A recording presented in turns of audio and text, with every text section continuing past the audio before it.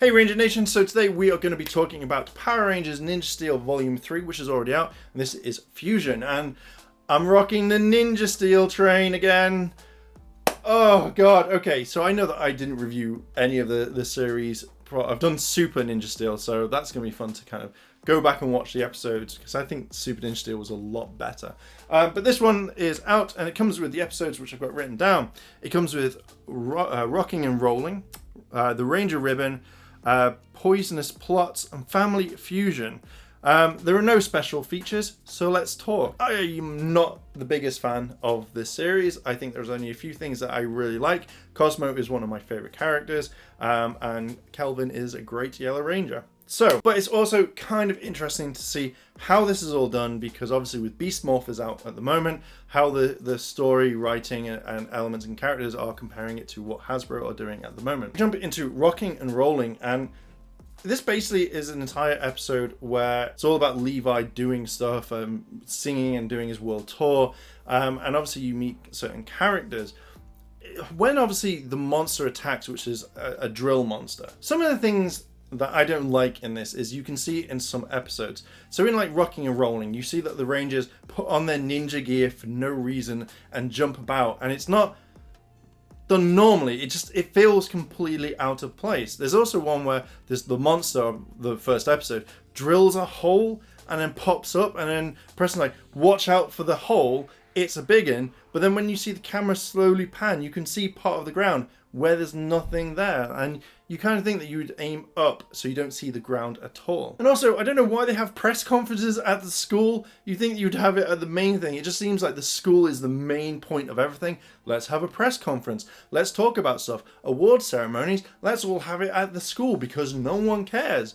Oh, okay, so Rocking and Rolling is the first in this one, and this is mainly how Levi is and what he's not a ranger yet, or he is a ranger, but he doesn't think like a ranger. Stone Dozer is the main bad guy, and basically he is going to bring down the concert hall where they all are, to cause kind of commotion and stuff like that. This whole thing, again, is Levi going on tour. You meet his biggest fan, which was from the previous episode, and it's basically he wants to sing, and he's got an obligation to these people before the concert. Now, you think the concert would go into the evening, and it can be done through the day, but then again, it's like 10,000 people or 100,000 people are there to see this, and they're not. And it just felt like it's like everyone needs to run in and watch him, like, so they scan tickets. It's just so weirdly written in this. Victor and Monty want to get on stage, they want to be part of it, so they go through how like they can get on stage, to bins, to then actually just storming the stage and stuff.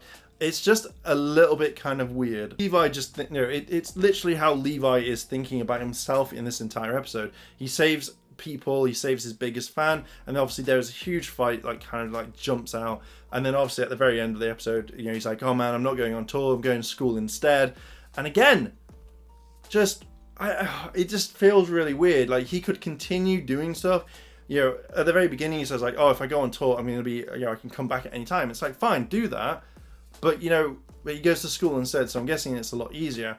I just feel like this is the episode that, they didn't pay attention to continuity type things, and obviously they're establishing stuff, but you do get new Megazords though, and new Zords, which is the Robo Rider Zord and the Ninja Bull Rider Zord, which look really cool. I just don't like the color scheme on them. I think the colors could be slightly different. Next episode is the Ranger Ribbon, and I've got to admit, I see the premise of this episode, but I don't like Preston's dad in this one, because you kind of think like, the whole thing is he wants to cut down the tree, and then the Rangers don't want this to happen. The ribbon tree is this amazing tree. It's got everyone's like memories. Everything's kind of like wrapped up, and obviously they've got to save the tree. And Preston's dad doesn't want this. He wants to knock it all down so he can build condos because he wants to make money. Fair enough, businessman stance. I understand this, but he doesn't remember tying a ribbon to the tree. And later on, like the monster Trapsaw. Again, this monster was not very smart, but he likes to lay traps, he likes to do stuff, and you just generally think, come on man, just come on, like you could easily sort this out. So as people are kind of around the tree, Preston's dad doesn't want this to happen. Protests are happening. I think also you start seeing Levi get his memories back. You know, he recognizes some parts, but you know, Sarah's like, oh no, that's not right. Very near the end where all the fighting starts, you see this ribbon just float down onto Preston's dad, and all of a sudden he remembers everything. The dates to the point where Preston was born, so they wrapped around this ribbon tree. But it just feels kind of forced because you see his dad really like heavily laying stuff like, you know, you need to do this, you need to do that, you know, business. And then all of a sudden it's like, switch, oh wait, yeah, no, this tree is saved. I've bought the park, I bought the tree, it's fine, you know, it's never going to be done. And I generally just kind of think, really? Come on. You know, maybe rather than going from one extreme to the other, turn around and be like, I'm gonna wait. You know, I accept this. I've listened to you, not just like, oh crap, I remember your mum said this, and I'm sorted. So we get kind of an okay fight, and then Victor and Monty just, you know, they fall into a big trap, and it's a big hole. It's going to take a while for them to get out. At the very end, Aiden turns up out of nowhere, says that, you know, he's finally found it. And then this is when Brody and Aiden hug, and it's like their family. It's like, come on, you could at least waited. Look into it. Don't fall for it. Like, oh, my brother. Oh, brother. You know, you could easily have just waited, but this episode feels very forced, but it's an episode that you can have on in the background that you don't need to pay attention. I just generally think that there could have been a lot more to it. But I hate the fact that it feels forced. So we're into poisonous plot now, and I think I wrote quite a bit for this.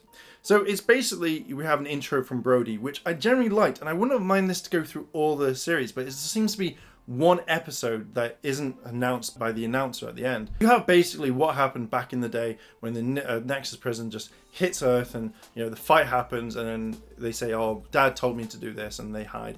And it goes into this sort of kind of training thing with the Rangers, that they're all in the back, they need to train to see who's the best. And this is when Aiden goes all dickish, and he's like, right, I'm now going to try and take over, I've got something to prove. And everyone says like, back off, but Aiden becomes this massive prick and just goes, no, you know, I've got something to prove.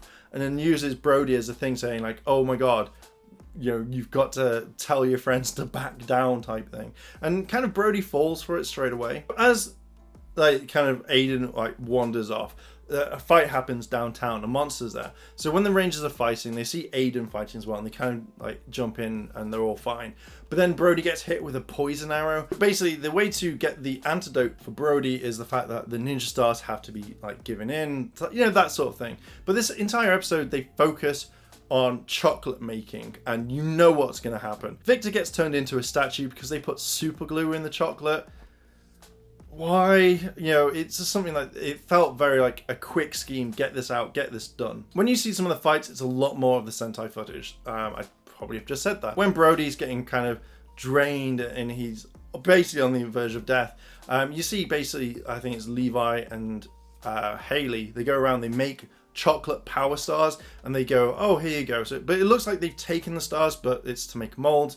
So then they give it to Madame Odious, and then they get the potion to kind of make Brody better. When all this happens, you know, they find out the power stars melt, and then they defeat the monster, and that's kind of the entire episode. It's these. Oh yeah, basically, they put Victor on show as this like kind of like this chocolate thing, and then suddenly the kids come out of nowhere because it looks like they're just going to rip it apart and eat it. So rather than actually doing it normally, it looks like they're just going to destroy it because they all just want to eat chocolate and stuff their faces, and not like the normal arm, more like it's just a really bad way of ending it. So yeah, family fusion. So at the very beginning of this episode, Aiden makes a deal with Ripcon and says like, you know, I want you to defeat the Rangers, I'm going to help, blah, blah, blah. You do get to see some fighting in this episode quite a bit, and it's actually quite decent. But then we find out that Aiden's a robot. Oh no! Who knew that would happen? Levi has kind of figured this out, or he goes towards Aiden, and then he just literally, they go on and they attack. And as this fight happens, all the stuff, all the memories that were in Aiden gets downloaded back into Levi, and you find out that Levi is the brother.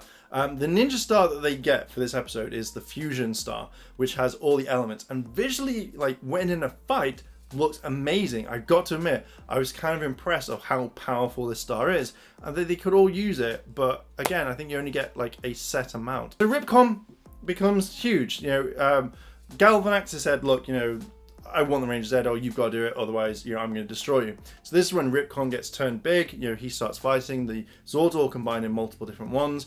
So you get like a whole different type of an attack. At the very beginning of the episode, we find out that there is a, how do I say it, like a talent show, and this is what kind of leads in. Victor and Monty get sucked into Preston's hat, and there's a giant bunny. But then later on, it's like, because Aiden, the robot Aiden, has been destroyed, you know, they were meant to sing their dad's song that they taught him, but this is not happening. So as Aiden, or Levi now, kind of wanders about with going like, oh my god, what's happening?